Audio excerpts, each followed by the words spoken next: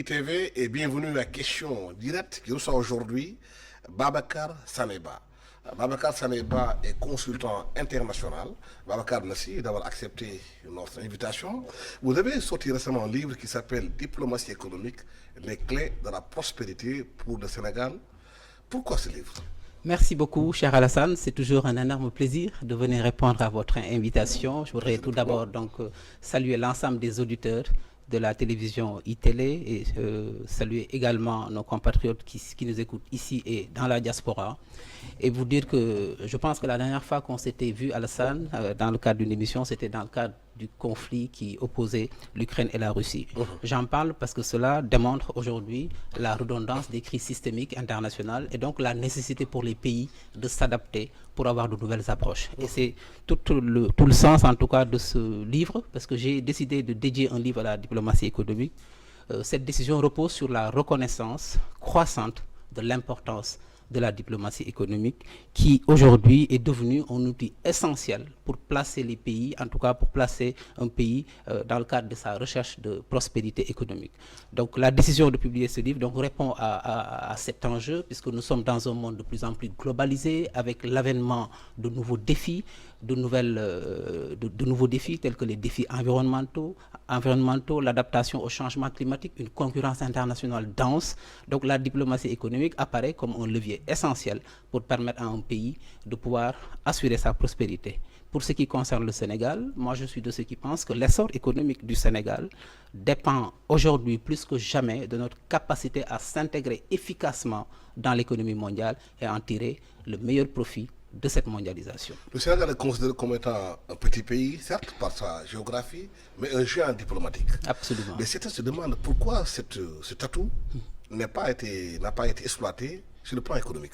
Il y a beaucoup d'efforts qui sont en train d'être faits parce que rappelez-vous qu'aujourd'hui le Sénégal sur les dernières années a densifié le volume des investissements étrangers parce que tout ce que nous sommes en train de faire est la résultante naturellement de ces nombreux efforts qui sont consentis aujourd'hui par le Sénégal et particulièrement par notre réseau diplomatique et consulaire, ces postes avancés du Sénégal qui sont à l'international et qui se battent aussi pour mettre en lumière les opportunités et les avantages comparatifs du Sénégal. Donc je puis vous assurer qu'aujourd'hui, de grands efforts sont faits et si aujourd'hui le Sénégal est devenu un hub qui accueille beaucoup d'investissements, qui accueille des multinationales, c'est parce que naturellement il y a un travail formidable qui est fait par le réseau diplomatique et consulaire. Par contre, il y a naturellement beaucoup de défis et c'est l'objectif en tout cas de ce livre. Pour nous permettre de mieux nous insérer dans les chaînes de valeur mondiale, il y a des défis à relever, des défis politiques, des défis institutionnels, des défis économiques, des défis environnementaux, des défis technologiques, des défis sociaux. Et donc l'ensemble de ces défis-là doivent être adressés pour permettre au Sénégal de mieux se positionner en hub régional. D'autant plus que nous sommes maintenant à l'heure de la ZLECAf. Oui. Senghor avait beaucoup théorisé la diplomatie par cercle concentrique, le voisinage. Absolument. On voit aujourd'hui la crise qui secoue le Sénégal par rapport à ce qui se passe à la CEDEAO, à l'Alliance des États du Sahel. Le Mali était un des plus grands clients du Sénégal. On voit récemment le Mali s'est déployé vers la Mauritanie pour essayer de lier des relations avec la Mauritanie pour mieux exploiter le port de Nouakchott. Voilà. Est-ce que le Sénégal ne pouvait pas se réajuster par rapport à cette situation? L'un des premiers clients du Sénégal, c'est le Mali. Oui, le Mali, c'est le premier client commercial du Sénégal et je peux vous assurer qu'aujourd'hui, dans la réflexion stratégique, le corridor Dakar-Bamako est un corridor important et je pense que les autorités sénégalaises sont en train de faire des avancées significatives, notamment dans le cadre de la redéfinition de la stratégie portuaire et des infrastructures maritimes, la connectivité en tout cas entre les ports fluviaux et les ports maritimes. Donc il y a naturellement un travail formidable qui est en train d'être fait. Pour ce qui concerne maintenant de l'aspect intégration économique, parce que vous savez qu'aujourd'hui les autorités sénégalaises ont décidé même de changer le nom du ministère des Affaires étrangères qui s'appelle maintenant ministère de l'intégration africaine et des Affaires étrangères. Et c'est le lieu peut-être de remercier et de féliciter les nombreuses actions que la nouvelle ministre est en train de mettre en place. Et cela pour dire qu'aujourd'hui, dans le cadre de l'intégration et du parachèvement de la ZLECAf, la connectivité elle est extrêmement importante. C'est-à-dire que parachever l'intégration veut dire que nous avons des défis que nous devons relever comment faire pour densifier le commerce intra-africain. Nous sommes à 13% aujourd'hui. Donc on doit être dans cette logique de mutualisation, de création de clusters industriels pour être dans les zones frontalières pour pouvoir faire quelque chose. Et vous savez aussi, la déformation professionnelle, je suis un expert des questions de sécurité, puisque je suis aussi diplômé en sécurité nationale, du Centre des hautes études de défense et de sécurité. Je suis de ceux qui pensent que nous pouvons et nous devons créer des clusters industriels dans ces zones frontalières pour créer de la valeur, des emplois dans ces zones, et cela pourra nous permettre d'endiguer les poussées extrémismes que nous notons dans la région du Sahel. Mais cela intervient dans un contexte quand même difficile, avec la CEDEAO qui pose problème, avec l'Alliance des États du Sahel qui se regroupe. Le Sénégal, le Niger, le Burkina Faso et le Mali sont des clients naturels pratiquement du Sénégal. Oui. Comment aujourd'hui sortir de cette situation, surtout sur le plan économique? Oui. Tout à fait. Je pense que sur le volet politique, il y a de belles choses qui sont faites, puisque notre président, son Excellence Bassirou Diomaye Diakhar Faye, a été désigné par ses pairs pour aller, en tout cas, faciliter les discussions avec ces pays qui sont des pays frères et qui sont des membres fondateurs de la CEDEAO. Et nous osons espérer, Inch'Allah, qu'avec l'aide de Dieu, il réussira cette belle et exaltante mission pour toujours le parachèvement de l'intégration africaine. Sur le plan économique, je pense qu'aujourd'hui, ce que nous devons faire, parce que vous savez que la diplomatie Alassane a d'abord été commerciale avant d'être politique. Bien sûr. Au tout début des premières relations diplomatiques, c'était des commerçants, de grands commerçants, des explorateurs que les pays envoyaient pour aller défendre des intérêts économiques.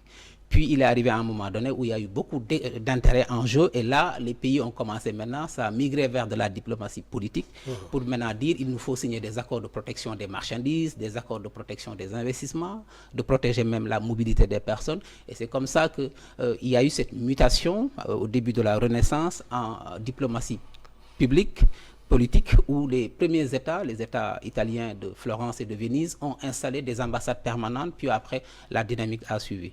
Et aujourd'hui, la diplomatie économique devient un levier essentiel pour le parachèvement. Pourquoi? De l'intégration et aussi pour la quête de prospérité. Et dans cet ouvrage, j'analyse sur la dernière partie des modèles de réussite en matière de diplomatie économique de plusieurs pays.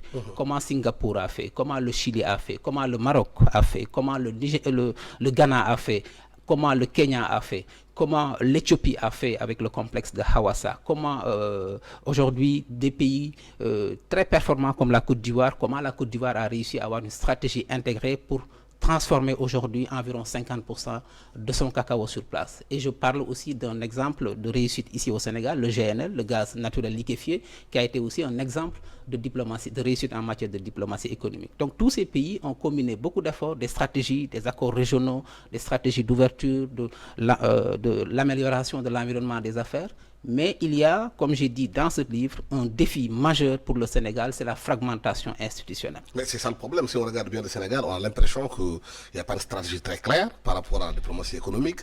Les hommes d'affaires sénégalais se plaignent souvent que les voyages du président qui ne sont pas invités, qui n'y vont pas, alors que si les Emmanuel Macron vont se déplacer, ou Belou Amar se déplace, il y a toute une armada d'hommes d'affaires qui dévancent devant le président pour chercher des opportunités. Alors qu'ici au Sénégal, on ne voit pas une stratégie, un link entre les autorités politiques et le secteur privé sénégalais. D'accord. Donc je voudrais d'abord commencer à parler de ce défi institutionnel et politique que je développe dans mon ouvrage, ce qui est le manque de coordination globale entre les différents acteurs. Et je parle de la fragmentation institutionnelle. C'est-à-dire qu'il y a beaucoup d'acteurs qui interviennent dans le secteur, les ministères, des agences de promotion, que ce soit l'APIX, que ce soit l'ACPEX, que ce soit l'ASPT, des ministères comme le ministère en charge des Affaires étrangères, le ministère de l'Industrie et du Commerce, le ministère de l'Économie et de la Coopération, du Plan.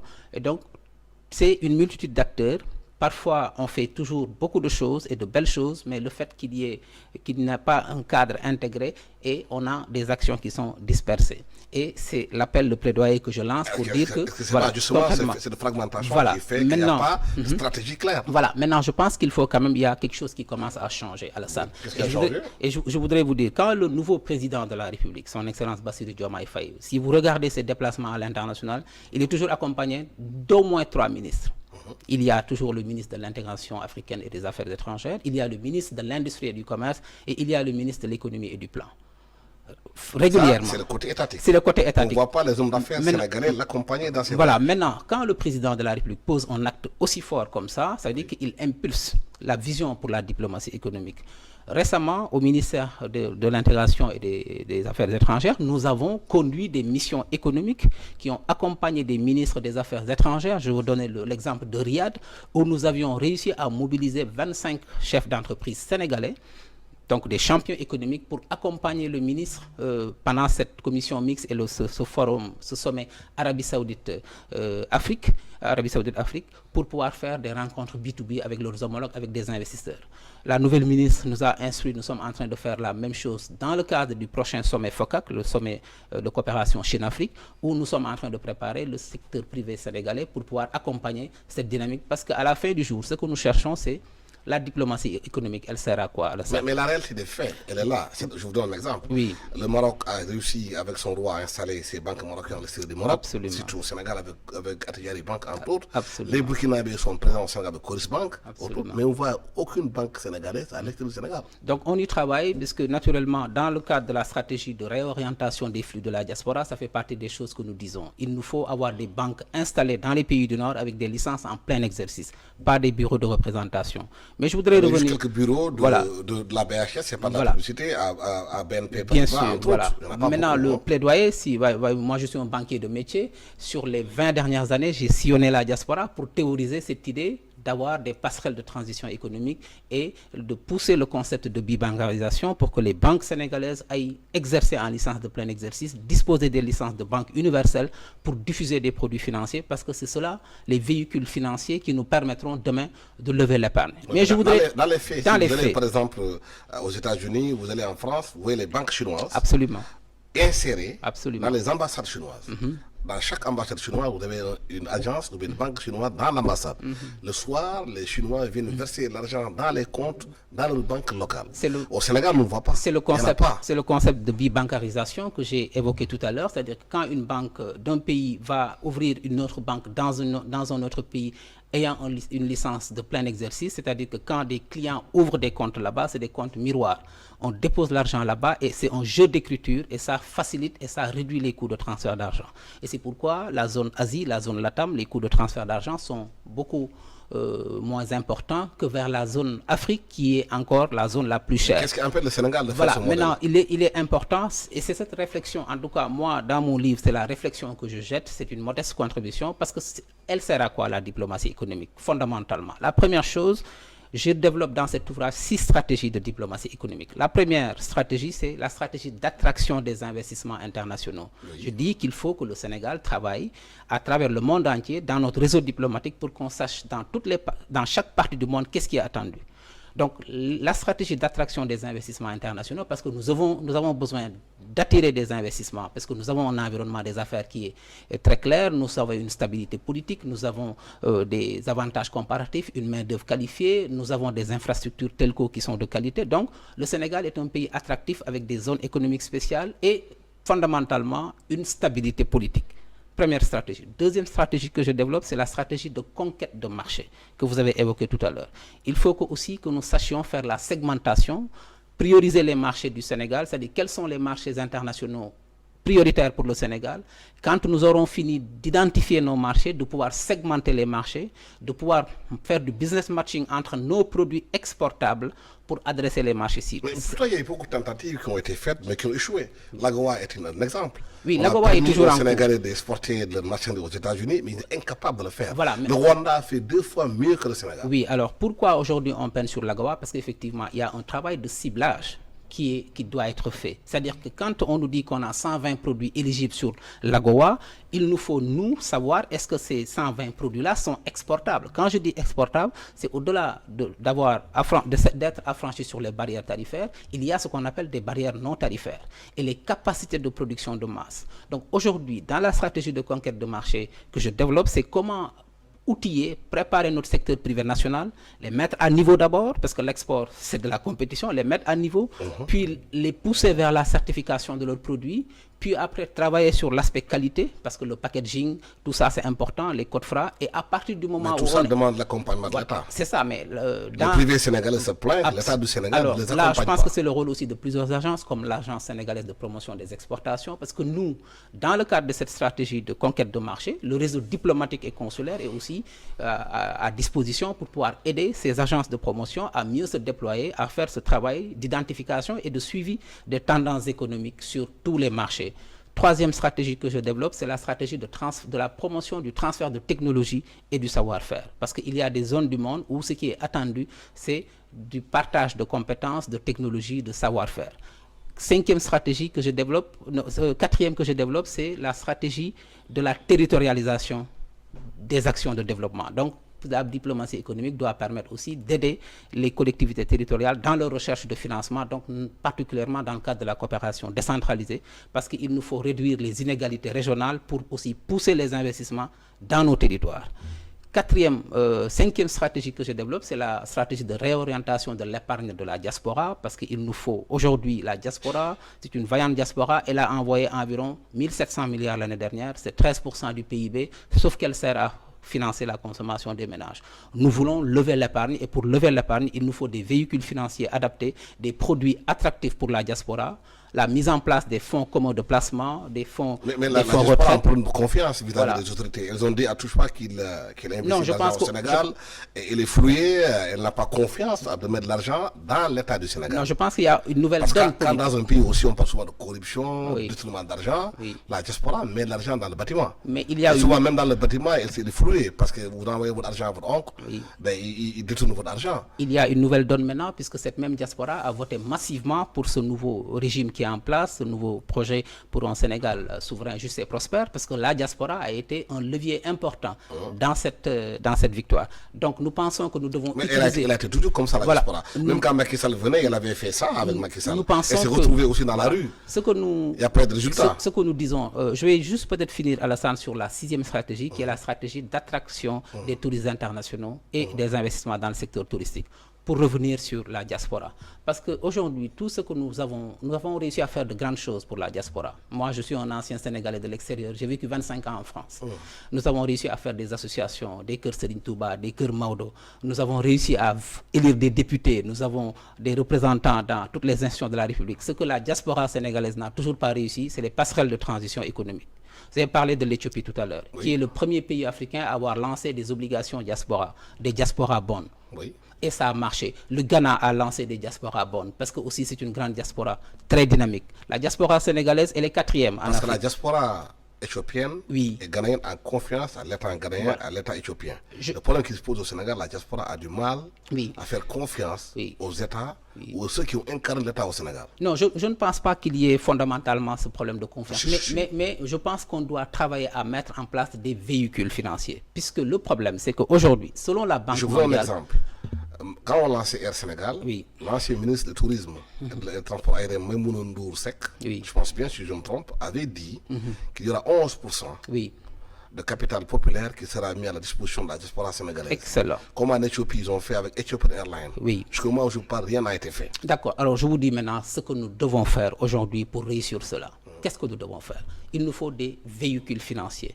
Parce que la diaspora... Je donne un exemple très simple. Le Sénégal peut être redressé par la diaspora. Voilà, je donne un exemple très simple. Quand vous vivez en France ou aux États-Unis, vous avez un compte courant où votre salaire est domicilié, vous avez un prêt, une carte Visa, donc c'est votre compte courant. Et à côté, souvent, vous avez un compte d'épargne. Vous avez un compte d'épargne où vous épargnez de l'argent. En France, moi, quand je quittais la France comme directeur de banque, c'était rémunéré à 0,5%. Qu'est-ce que nous disons aujourd'hui? Nous devons réorienter cette épargne parce que selon la Banque mondiale, c'est 50 milliards de dollars US qui dorment dans les comptes d'épargne des pays du Nord épargnés par les migrants. Maintenant, nous voulons rapatrier cela. Mais comment on fait pour rapatrier cela? D'abord, la première chose, il nous faut des outils, des véhicules financiers. Et c'est la pertinence de la bibancarisation pour que les banques aillent s'installer là-bas. Mais mieux encore. Avant les véhicules, il faut la confiance d'abord. Voilà, le nouveau régime, dans leur projet. La confiance d'abord. Voilà, dans leur projet. Dans les outils financiers. Je vais venir dans la confiance. Dans le projet du nouveau gouvernement du Sénégal, il est marqué qu'ils veulent faire un fonds d'investissement de la diaspora, un fonds retraite. En 2014, Alassane, il y a 10 ans, j'étais à l'époque directeur de banque. j'étais dans le privé, je quittais la France pour aller organiser la diaspora en Italie, pour théoriser le concept de fonds solidaire de la diaspora. Mais comment on fait pour régler la question de confiance? Si nous lançons un fonds d'investissement pour dire à toute la diaspora, venez mettre, parce que c'est un fonds collectif de placement. Pour le faire, on met en place un fonds, mais c'est géré, on le confie à une société de gestion de patrimoine. Et cette société de gestion de patrimoine-là, on règle la question de la confiance parce qu'il n'y a pas de relation directe. Alors, ce fonds commun de placement, ce fonds diaspora, si on le met en place, on le loge dans un cabinet, dans une structure de gestion de portefeuille. Des comptes CARPA? Dont c'est le métier, maintenant, c'est ce fonds-là. C'est des comptes CARPA. Voilà, c'est ce fonds-là, CARPA, qui peut permettre maintenant de faire cette analyse, cette ingénierie financière, de regarder l'évolution des marchés financiers et des marchés boursiers pour investir dans ces structures-là et naturellement du venture capital et du capital développement, comme vous dites, pour Air Sénégal. Ces fonds communs de placement-là, qui sont gérés par des sociétés de gestion de patrimoine, pourraient aussi adresser la BRVM à Abidjan. Parce que chaque matin, Alassane, à la Banque régionale des valeurs, à la Bourse régionale des valeurs d'Abidjan, s'échangent des actions des plus grosses entreprises sénégalaises, pour ne pas faire de publicité, la Sonatel, Total Sénégal, BOA Sénégal. Et la Sonatel, c'est la plus grosse capitalisation à Abidjan. Chaque matin, des actions s'échangent. On n'est pas au courant, la diaspora n'est pas au courant. Le fonds commun de placement... Il faut une éducation financière. Il faut une éducation financière, il faut beaucoup de sensibilisation. Et c'est pourquoi, dans mon ouvrage, je propose le programme des ambassadeurs de la diaspora.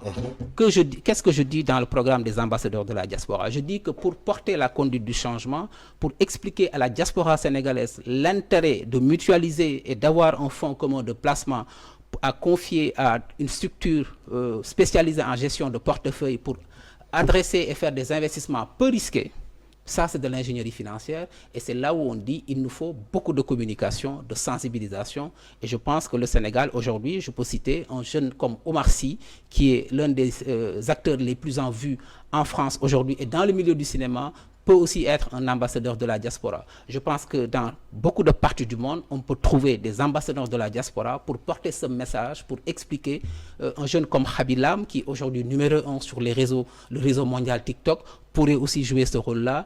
Et cela va permettre... Mais il y aura beaucoup de travail, parce qu'il y a beaucoup de gens de la diaspora qui ont voulu investir au Sénégal. Beaucoup.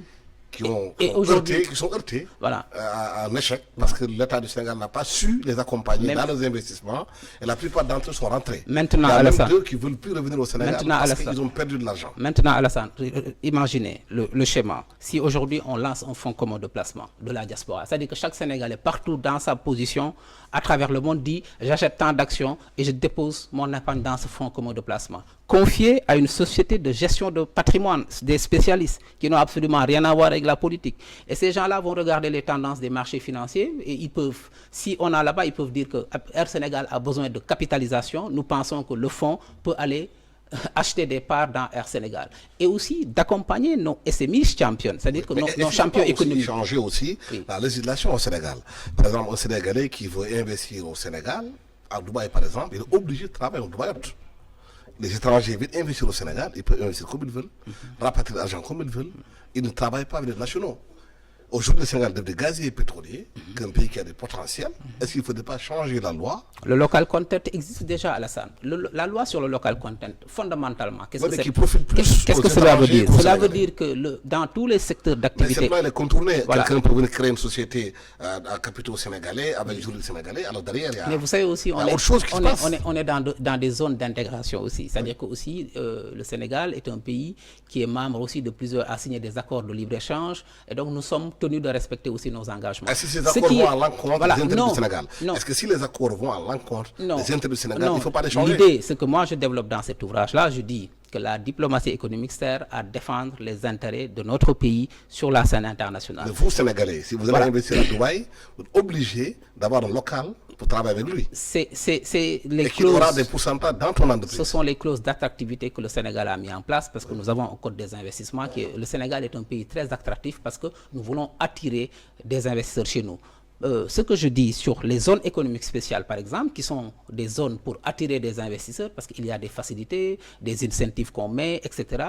J'ai théorisé dans mon ouvrage que la diaspora qui désire entreprendre doit aussi avoir un accès simplifié à ces zones économiques spéciales, parce qu'aujourd'hui, il y a un enjeu de taille, Alassane, que je développe, c'est aujourd'hui la captation du marché communautaire. Qu'est-ce que j'entends par marché communautaire? Tous les produits sénégalais qui sont vendus à l'international, les produits de consommation. Vous allez à Paris, à Barbès, Château-Rouge. Vous allez à Matongue à Bruxelles. Vous allez à 116 à New York. Vous allez au marché Médina à Casablanca. Ce sont d'autres personnes qui viennent ici acheter nos produits, qui les packagent et qui vont les vendre à nos compatriotes de la diaspora. Notamment les Chinois. Donc nous disons aujourd'hui... À Paris, par exemple, voilà. on va chez les Clichy-sous-Bois, C'est ça. vous allez dans la banlieue parisienne. C'est ça. Vous trouvez des Chinois qui vendent des gadgets, qui vendent net et tout, voilà. qui viennent du Sénégal. Maintenant, qu'est-ce que nous qui vendent la cigarette, mais du Sénégal. Qu'est-ce que je développe dans cet ouvrage? Comment créer des passerelles de transition économique pour organiser, mobiliser le secteur privé sénégalais? Rappelez-vous, dans la stratégie de conquête de marché, elles doivent être mises à niveau, certifiées, avoir des produits exportables pour adresser les spécifications, les barrières non tarifaires des marchés cibles, puisqu'il y a dans chaque marché des barrières non tarifaires. À partir de là, nous devons organiser notre diaspora en réseau économique.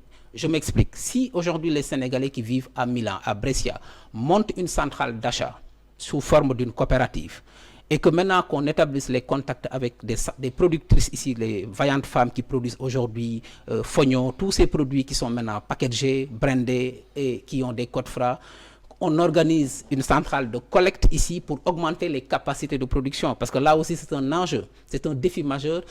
Quand vous adressez le marché des États-Unis avec l'AGOA, ce n'est pas 2 sacs, ce n'est pas 3 sacs, ce n'est pas un conteneur. C'est une capacité de production de masse pour convaincre les distributeurs de vous ouvrir leur réseau. Parce que le produit doit être disponible. Il nous faut une disponibilité des produits. Par exemple, ça fait 20 ans qu'on en parle, depuis George Bush, fils jusqu'à présent. Rien ne bouge. Le problème, c'est que dans ce pays-là, il y a trop de séminaires, on parle beaucoup, on réfléchit beaucoup, mais l'action, c'est une catastrophe. Action speak louder than words, comme disent les Américains. Aujourd'hui, nous, en tout cas, moi, ce que je théorise dans cet ouvrage-là, c'est comment aider le secteur privé sénégalais aujourd'hui à mieux s'approprier des avantages de la mondialisation. En quoi faisant? Je parle de la captation du business communautaire, par exemple, pour démarrer. Donc, si on organisait les secteurs productifs ici, donc avec l'accompagnement de toutes les structures d'accompagnement, je peux vous parler de l'ADPME, je peux parler des chambres de commerce, des chambres consulaires, donc toutes ces structures de la DER pour les financer, pour leur capital développement.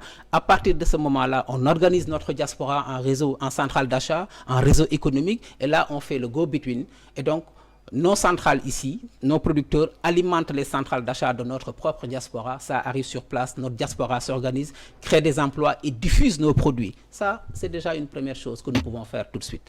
La deuxième chose, c'est comment maintenant, parce que là, quand on signe, par exemple, là, on est à l'heure de la ZLECAf, Alassane. C'est très bien, c'est un marché de 1,4 milliard, 54 pays. Sauf que on est aussi exposé, on a une opportunité de marché, mais on est aussi exposé à la concurrence. Donc nous devons être préparés. Parce que sinon, d'autres produits, d'autres pays beaucoup plus puissants que nous vont venir inonder nos marchés. Et nous devons être dans un état de préparation. Et c'est ce plaidoyer-là que je fais dans cet ouvrage-là pour permettre au Sénégal, dans son ensemble, de pouvoir mieux s'insérer dans les chaînes de valeur mondiales pour pouvoir offrir de la prospérité à nos populations.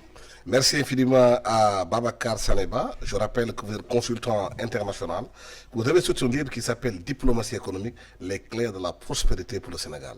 Merci à tous ceux qui ont suivi cette émission avec nous. Merci à toute l'équipe technique qui m'a accompagné pour la réalisation de cette émission. Merci. Au revoir.